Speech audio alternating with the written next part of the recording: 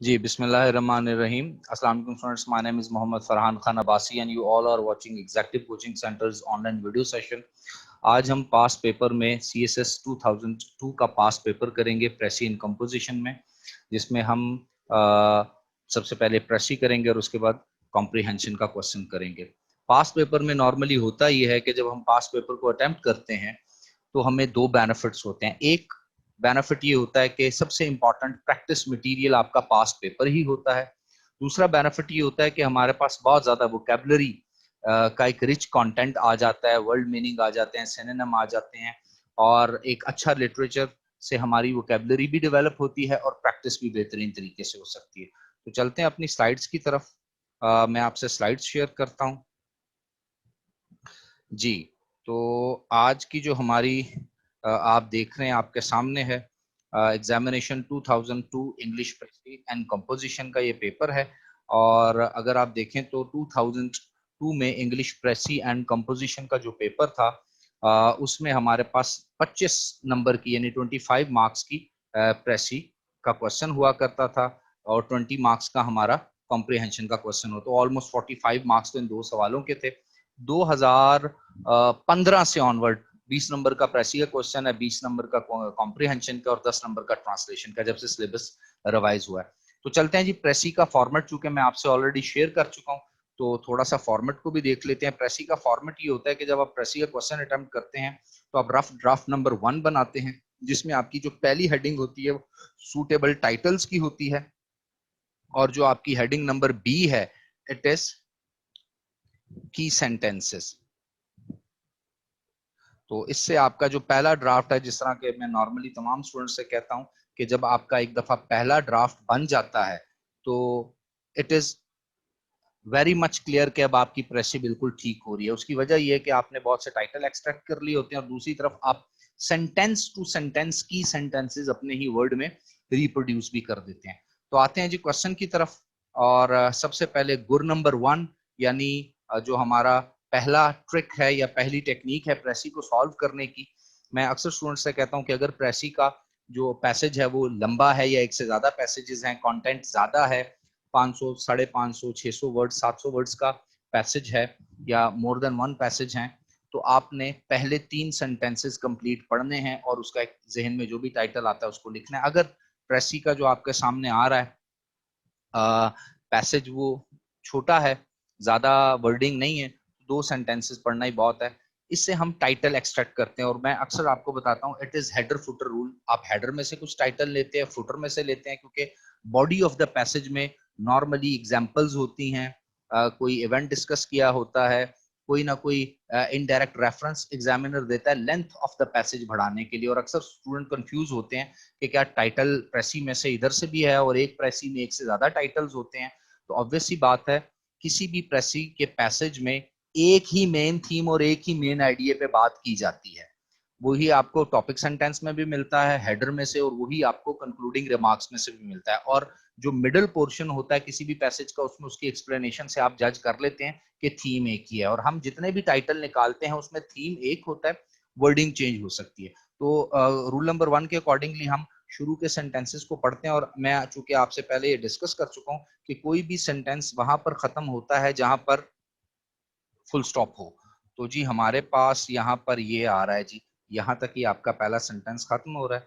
मैं इसको थोड़ा सा जूम भी कर लेता हूँ ताकि पढ़ने में भी आसानी हो और आप लोगों को इजीली ये नजर भी आए। जी देखिएगा जी, make a precis of the following passage and suggest suitable title. Obvious सी बात है, 5 नंबर का पहले टाइटल होता था, 20 नंबर की आपने इसको जो प्रिसाइज करना होता था। आते हैं जी पहले रूल के अकॉर्डिंगली, पहले गुर या पहले ट्रिक के अकॉर्डिंगली। तो फर्स्ट कुछ सेंटेंसेस हम पढ़ते हैं। The official name of our species is Homo sapiens, but there are many anthropologists who prefer to think of man as Homo faber, the smith, the maker of tools. Full stop. It would be possible, I think, to reconcile these two definitions in a third. अब पहले 2 sentences को पढ़ के हमें पता चल रहा है कि एग्जामिनर अपनी राय दे रहा है और एक हिस्टोरिकल फैक्ट बता रहा है। तो इसकी ट्रांसलेशन करते हैं। वो कहता है ऑफिशियली अगर इंसान का जो एक हिस्टोरिकल पर्सपेक्टिव है, मैन मेड हिस्ट्री है, एंथ्रोपोलॉजी है। Basically anthropology is a branch of sociology. इसमें होता यह है कि study of clans, study of tribes, study of different kinds and types of human जो है जितने भी जो एंटीक्विटी में बहुत पास्ट में प्रिमिटिव दौर से लेके अब तक के इंसान की जो नस्लें चली आ रही हैं, बेसिकली उस नस्लों की स्टडी को, उस डिवीजन को एंथ्रोपोलॉजिस्ट डील करते हैं और उस ब्रांच ऑफ साइंस को एंथ्रोपोलॉजी कहते हैं। तो वो कहता है कि इंसान का जो ऑफिशियल नेम है वो होमोसिपियन है।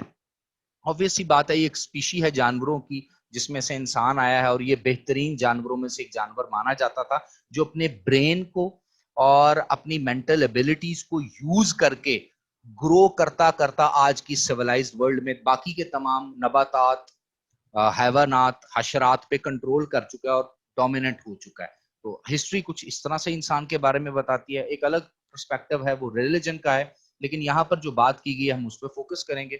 वो कहता है कि ऑफिशियली मैं तो ये जानता हूं कि इंसान को होमोसिपियन कहते हैं, लेकिन अब दुनिया में बहुत से ऐसे एंथ्रोपोलॉजिस्ट हैं, बहुत सी anthropology, study of tribe and clans की स्टडी जो करते हैं वो लोग, उन्होंने एक और चीज भी वाजिया की है और वो प्रेफर करते हैं इंसान का एक नया नाम होमोफेबर, मेकर ऑफ टूल्स। यानी अब इंसान बेसिकली होमोसेपियन नहीं है, अब होमोफेबर है, क्योंकि इंसान खुद से चीजें बना सकता है, बना लेता है। इन्वेंशन और डिस्कवरी कहता है it would be possible I think to reconcile these two definitions in a third. वो कहता है मैं इन दोनों डेफिनेशंस को इकट्ठा करके रिकंसाइल करके एक तीसरी डेफिनेशन भी दे सकता हूं। तो ये सेंटेंस भी पढ़ लेते हैं क्योंकि यहां पर एक नई इंफॉर्मेशन हमें मिल रही है। If man is NOR N efficient doer it is only because he is also a talker. वो कहता है कि अगर आप देखें कि इंसान जानता था या जानता है और एफिशिएंट डूअर है, एफिशिएंसी का मतलब है कोई भी काम इस तरीके से करना कि वो प्रोडक्टिव हो, उसके बेहतरीन रिजल्ट नजर आए, एफिशिएंट हो। यानी ऐसे नहीं कि आप इन्हें एक यूनिट उठाई और पकड़ के 500 किलोमीटर गए और 500 किलोमीटर वापस आए, नहीं, प्रोडक्टिविटी यूज हो। तो वो कहता है कि मैं तो ये जानता हूं कि इंसान जो है वो जानता भी है, यानी इसके पास इल्म भी है, और वो अपने इल्म को इस्तेमाल करते हुए, अपने जहन को इस्तेमाल करते हुए एक एफिशिएंट डूअर भी है, अच्छे उससे रिजल्ट ओरिएंटेड काम भी करता है, बिल्डिंग्स भी बनाता है, रास्ते भी बनाता है, पानी भी इकट्ठा करता है, नहरी निजाम भी बनाता है, सिविलाइजेशन, शहर और डिफरेंट किस्म की तारीखी तौर पर इंसान ने बहुत ज्यादा बेहतर रहन सहन के अपने इस्तेमाल की बहुत सी चीजें की हैं। और ये सब कुछ इंसान ने क्यों किया है? Only because he is also a talker. क्योंकि ये होमो फेबर। नहीं जी, ये दो टाइटल तो हमारे पहले शुरू के सेंटेंसेस पढ़ने से हमें समझ आ गए। अब आगे चलते हैं। तो बाकी का पोर्शन छोड़ के हमने लास्ट वाला पोर्शन पढ़ना होता है, तो लास्ट में हमें दो सेंटेंसेस यहां से मिल रहे हैं। It was language that made possible the accumulation of knowledge and the casting of information. It was language that permitted the expression of religious insight, the formulation of ethical ideas, the codification of laws. It was language, in a word, that turned us into human beings and gave birth to civilization. नहीं जी, बड़ी खूबसूरत बात उसने आखिर में कर दी। ये तो बड़ा प्यारा टाइटल निकल आएगा इधर से।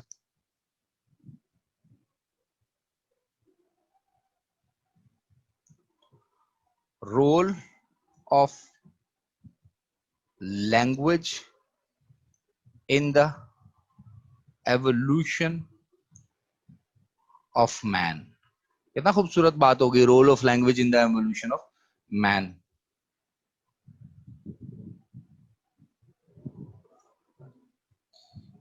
Language semicolon the only ability made homo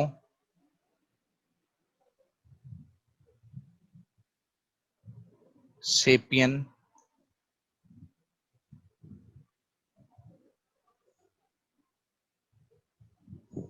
या ट्रांसफॉर्म्ड होमोसेपियन ज्यादा खूबसूरत वर्ड है। Transformed Homo sapien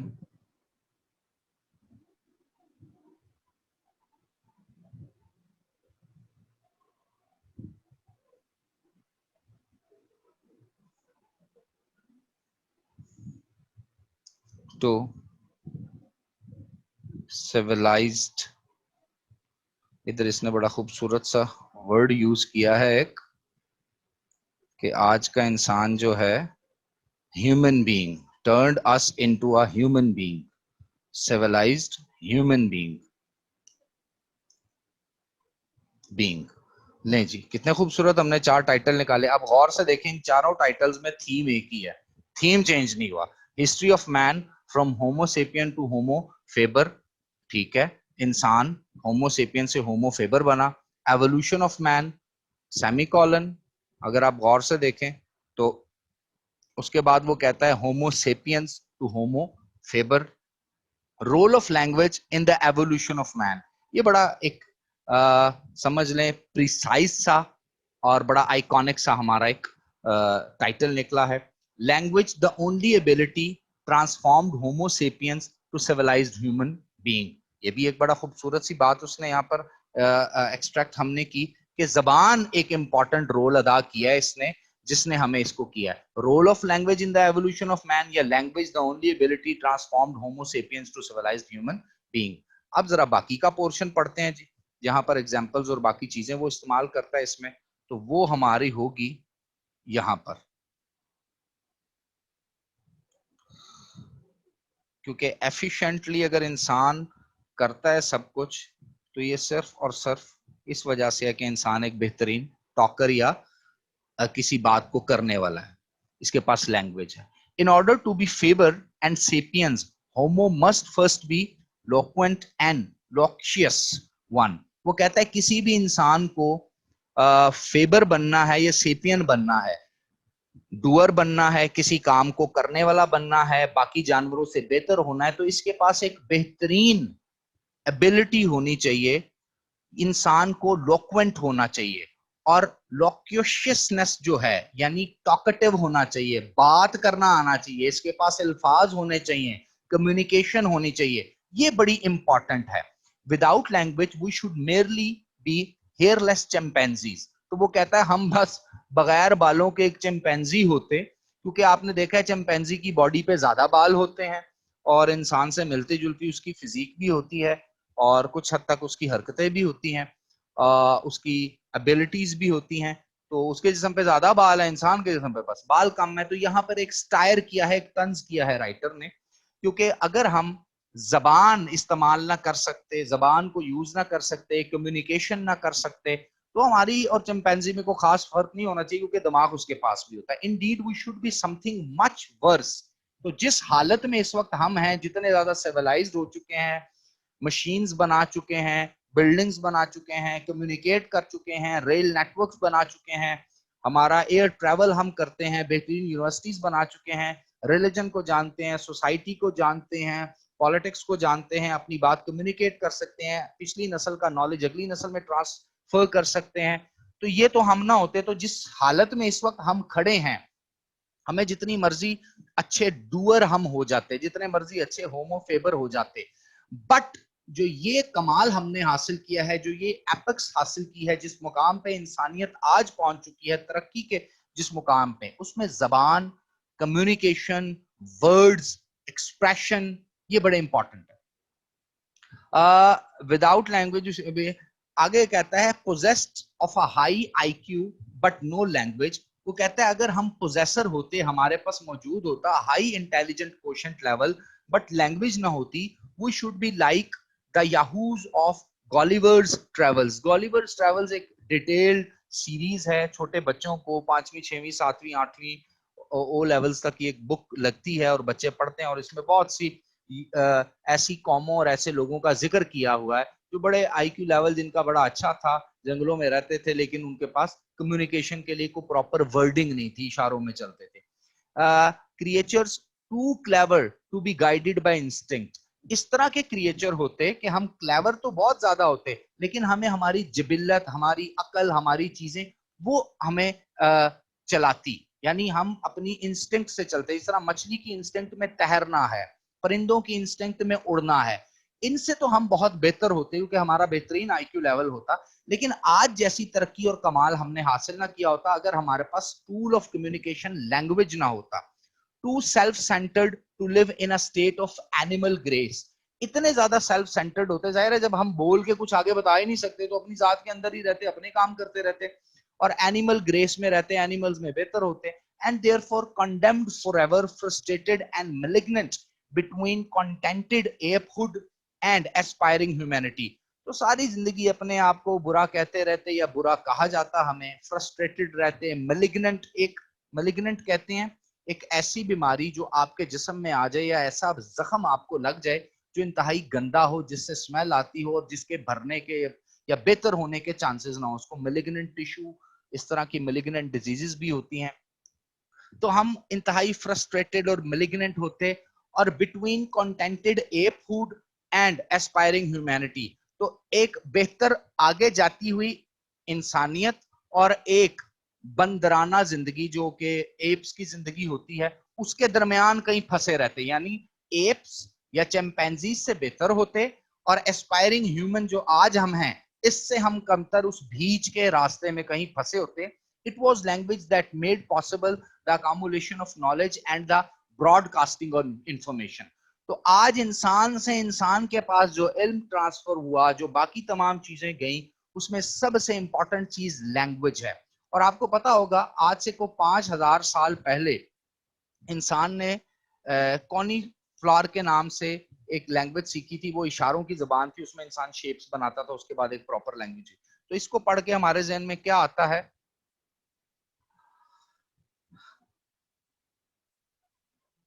without language humans shall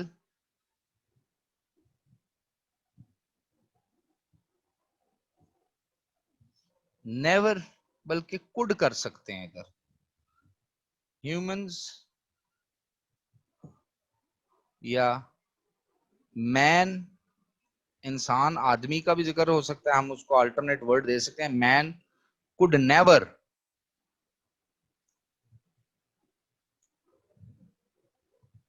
achieve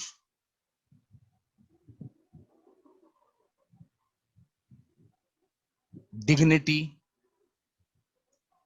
या इसको आप कह सकते हैं, बल्कि डिग्निटी एक खूबसूरत वर्ड है।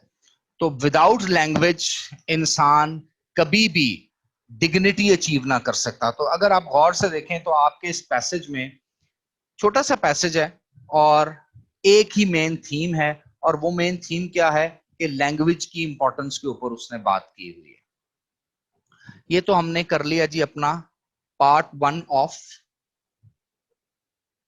Rough draft number 1। अब इसका पार्ट बी भी कर लेते हैं। और पार्ट बी क्या है जी? की सेंटेंसेस। इसका मैं जरा कलर चेंज कर दूं ताकि हमारे जहन में रहे, ये हमारा पार्ट बी की हेडिंग है और वो पार्ट ए की हेडिंग है। जरा हेडिंग टाइटल्स जो हमने लिखे हैं उनसे अलग होनी चाहिए, और वैसे भी 2 कलर के पेन इस्तेमाल करने की, इंक इस्तेमाल करने की हमें एग्जाम में इजाजत है, एक ब्लू और एक ब्लैक। ले जी, तो की सेंटेंसेस स्टार्ट करते हैं। तो की सेंटेंस में नंबर 1 सेंटेंस देखते हैं और उसको अपने वर्ड में रीफ्रेज करते हैं, जो हमारा तीसरा या चौथा ट्रिक है। पहला ट्रिक है हेडर पढ़ना, दूसरा ट्रिक है फुटर पढ़ना और बीच का पोर्शन पढ़ना, टाइटल एक्सट्रैक्ट करना, और चौथा ट्रिक है राइटर के वर्ड्स को अपने वर्ड्स में साथ साथ ही रिफ्रेज भी करना। तो official name of our species homo sapien, but there are many anthropologists who prefer to think of man as Homo faber, the maker of tools। The writer, यहां से हम शुरू करेंगे। पहला सेंटेंस है और आपको पता है कि थर्ड पर्सन में लिखना होता है, फर्स्ट या सेकंड पर्सन में नहीं लिखते, और कोशिश ये करते हैं कि प्रेजेंट इनडेफिनेट में लिखें, क्योंकि हमारे सामने जो मटेरियल मौजूद है हम उसको रिप्रोड्यूस कर रहे हैं। तो द ऑथर भी कह सकते हैं, राइटर भी कह सकते हैं। The author narrates that, narrates का वर्ड भी है, इसकी जगह एक और वर्ड बड़ा खूबसूरत है, एग्जामिन्स, एग्जामिन कर रहा है। इसका एक ओवरऑल आप अगर देखें तो एक एनालिसिस हमारे आगे पेश कर रहा है। इसका साइज थोड़ा सा मैं कम कर देता हूं। The author examines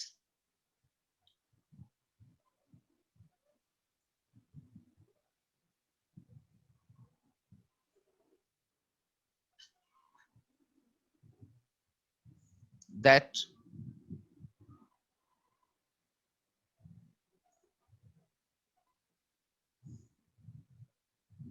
man transformed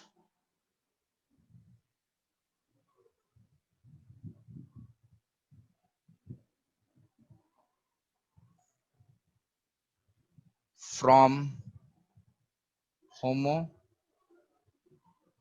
sapiens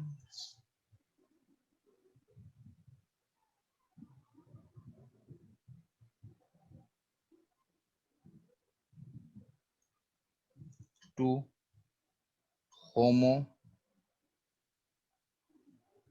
faber है जी, ये पहला था।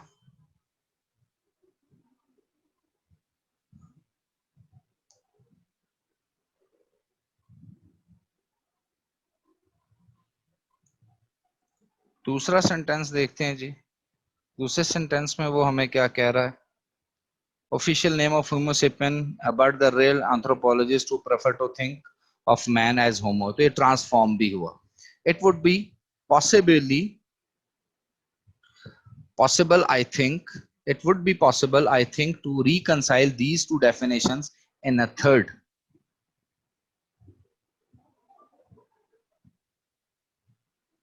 इस सेंटेंस को अगले सेंटेंस के साथ मिला के रिफ्रेज कर देते हैं। It would be possible, I think, to reconcile these two definitions in a third. If a man is knower and an efficient doer, it is only because he is also a talker.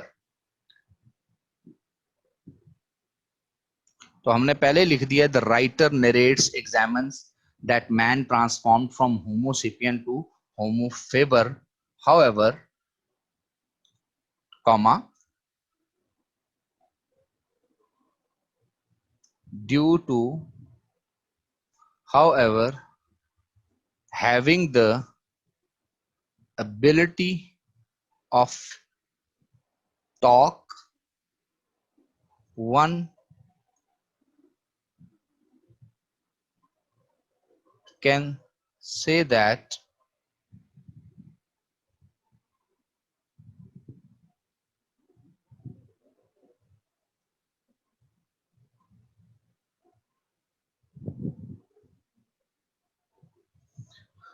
one can say that man is also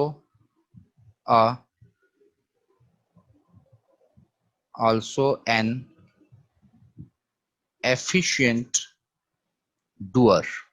लें जी, अब हम देखते हैं total कितने words में examiner ने बात की और हमने कितने वर्ड्स में इसको रीफ्रेज किया। तो अगर पहले वाला देखें, 1 2 3 4 5 6 7 8 9 10 11 12 13 14 15 16 17 18 19 20 21 22 23 24 25 26 वर्ड्स में राइटर ने पहला सेंटेंस कंप्लीट किया। हमने उसको बड़ा ही आराम से आउट ऑफ, इसको मैं हाईलाइट कर लूंगा ब्लैक से ताकि हमें पता चले कि जी ये राइटर के वर्ड्स हैं।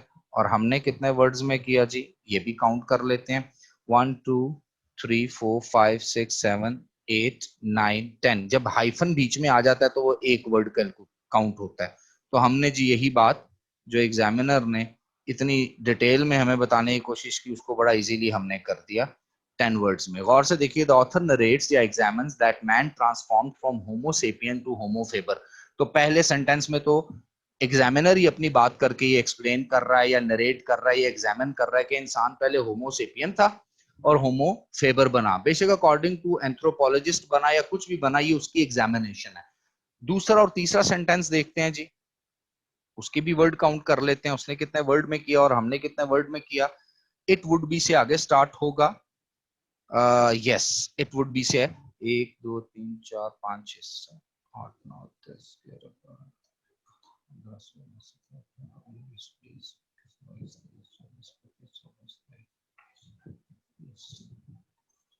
32 वर्ड्स हैं जी, उसके 32 वर्ड्स हैं जिसमें उसने अपनी 2 सेंटेंस कंप्लीट किए। हमने दोनों सेंटेंस को एक ही सेंटेंस में मर्ज करके अपने वर्ड्स में उसको कर दिया है। अपने भी देख लेते हैं 1 2 3 4 5 6 7 8 9 10 11 12 13 14 15 16। ले जी, हमने ये टोटल 16 वर्ड्स में किया है। ये साथ साथ करने से आपको एक टेक्निक भी समझ आ जाएगी। आप आसानी से इसको कर भी सकते हैं कि आपके वर्ड काउंट भी साथ साथ होते चले जा रहे हैं। इसको जरा दोनों सेंटेंसेस को वन गो में पढ़ते हैं कि हमारा रिदम ठीक है, जो राइटर का रिदम है उसी रिदम में हमने भी प्रेस ही करनी होती है। तो की सेंटेंस हमने पहला अपने वर्ड में बनाया, द ऑथर नरेट्स या एग्जामिन। आप इन दोनों में से कोई एक वर्ड लिखेंगे। मैं आप चूंकि आपको प्रैक्टिस करवा रहा हूं तो इसलिए जो भी अच्छा वर्ड अल्टरनेटिव मेरे जहन में आता है वो भी मैं शेयर कर सकता हूं। The writer examines that man transformed from Homo sapien to Homo faber. However, having the ability of talk, one can say that man is also an efficient doer. तो हम कह सकते हैं, क्योंकि थर्ड पर्सन में लिखना होता है, तो राइटर ये कहता है कि इंसान के पास इसके साथ साथ, यानी होमोसेपियन से टूल मेकर बना इंसान, लेकिन इसके साथ साथ इंसान के अंदर एक और एबिलिटी आई जिसकी वजह से one can say that man is also an efficient doer. तो इंसान एक एफिशिएंट डूअर भी बन गया इसके साथ साथ। अगला सेंटेंस देखते हैं जी। अगला सेंटेंस रीफ्रेज करते हैं। अगला वो कहता है, in order to be faber and sapien Homo must first be loquent and the loquacious one. इंसान को फेबर या सेपियन बनने के लिए या बेस्ट डूअर बनने के लिए, बेस्ट वर्कर बनने के लिए, प्रोडक्टिव होने के लिए एक बेहतरीन कम्युनिकेटर होना चाहिए। तो साथ साथ इसको फर्दर सेंटेंसेस में बना देते हैं। So comma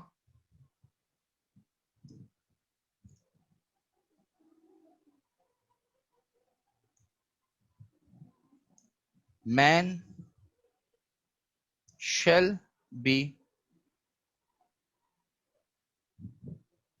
perfect in talk, और कम्युनिकेशन भी कर सकते हैं,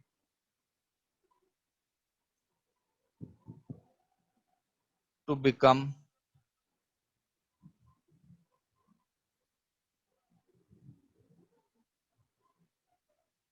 अ गुड